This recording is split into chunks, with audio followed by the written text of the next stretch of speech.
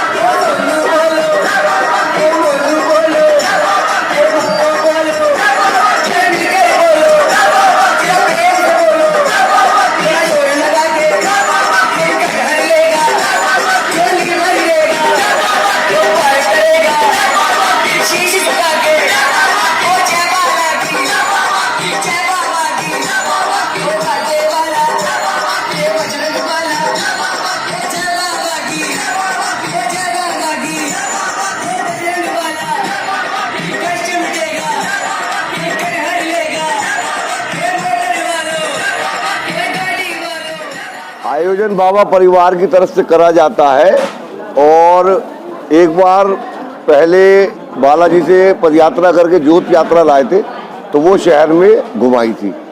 उसके बाद में कुछ वजह रही जिसकी वजह से आगे प्रोग्राम नहीं कर पाए। फिर कोरोना हुआ।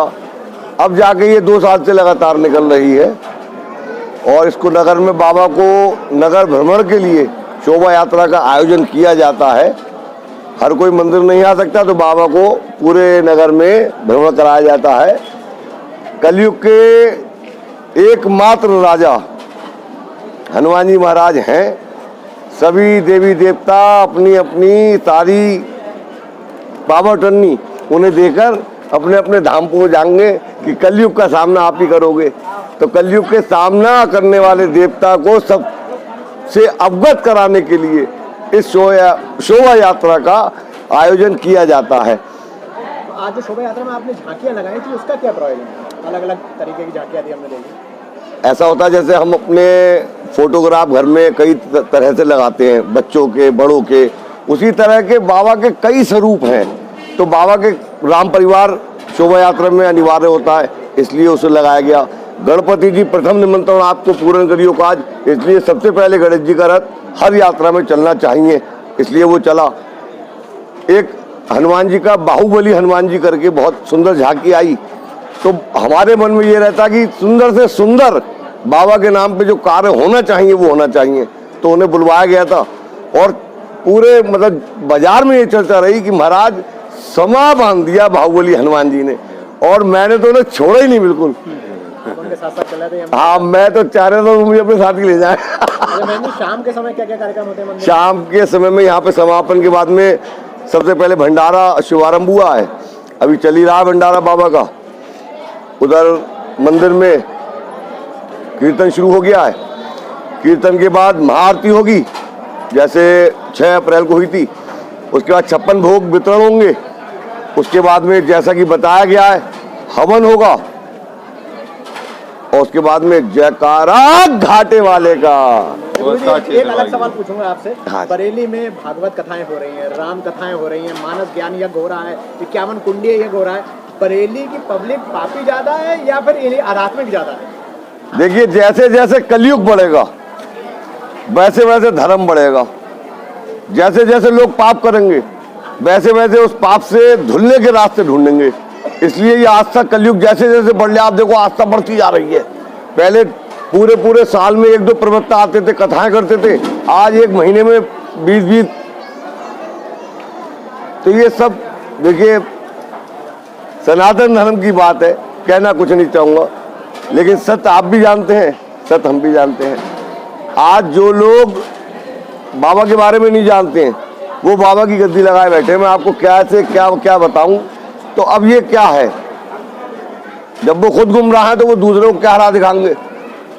तो ऐसों के उसमें पड़ के फिर सब उथल पुथल हो जाती है। और यही कलयुग का प्रचंड है, इसी के लिए कलयुग आया है, यही प्रचंड रहेगा जब तक कलयुग का अंत नहीं होगा। अब कलयुग के अंत के लिए तो पाप बढ़ना ही है, क्योंकि अगर पाप बढ़ेगा नहीं तो कलयुग का अंत होगा नहीं। तो लोग आध्यात्मिक कार्य करते रहेंगे, पाप घटेगा कैसे? आध्यात्मिक कार्य करने का मतलब ये नहीं है कि आपका पाप खत्म हो गया।